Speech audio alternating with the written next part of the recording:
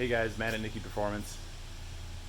Here tonight at the shop, working a little late on my own car. I got it up on the dyno here.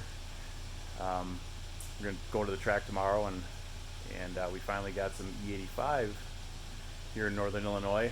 Been winter blend E70 up till now, so I just filled up with a tank of that, and thought I'd put it back in the dyno, see if there's any gains from that E70 up to, we're about 80% right now. So just want to throw it back in the dyno and see if there's any gains.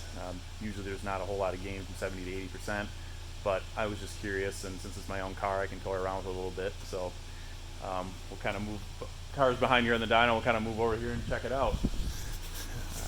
It's a 2017 Camaro SS 1LE. I got that 1LE package because I also like road racing. We have some really good road race track close to us.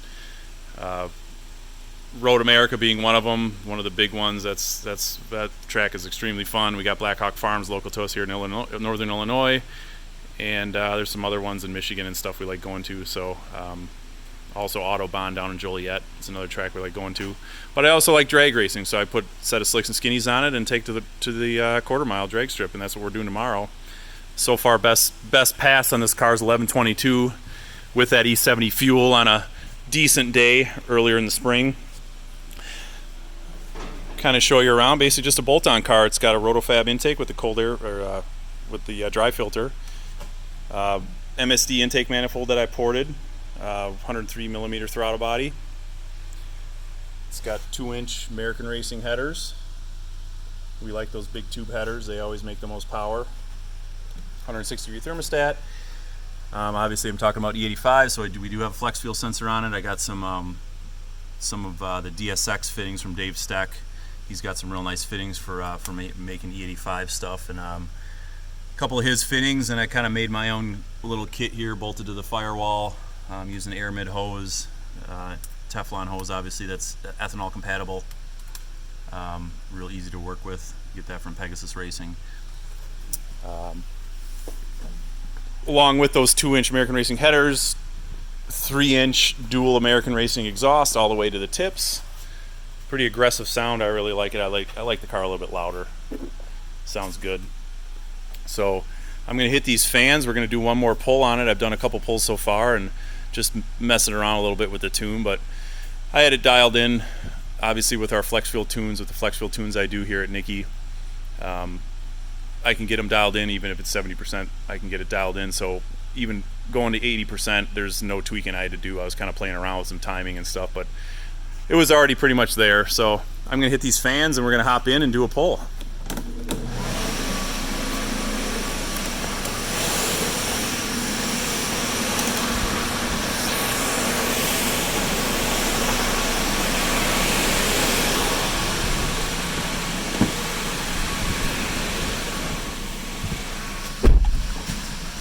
All right.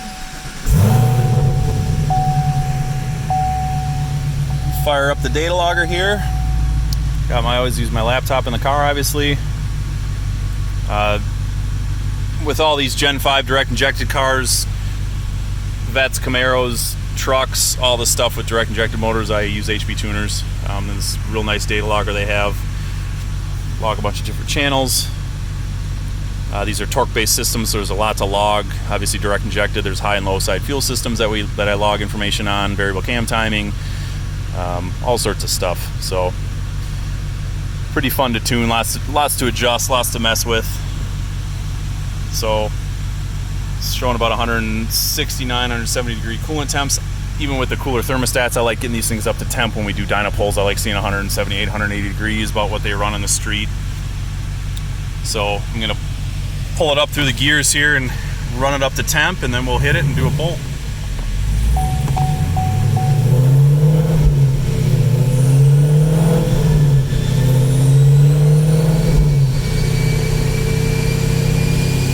Might take a couple seconds here.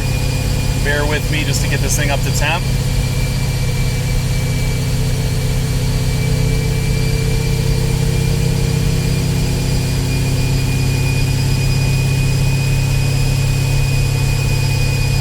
Just about there.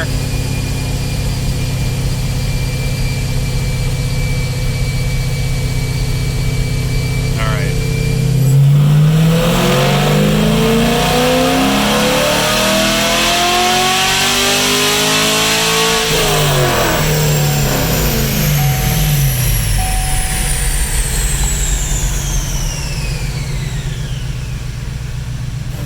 we'll stop this logger. Got my info I needed. Get the car. I'm going to get out and turn those fans off, and we'll take a look at the graph.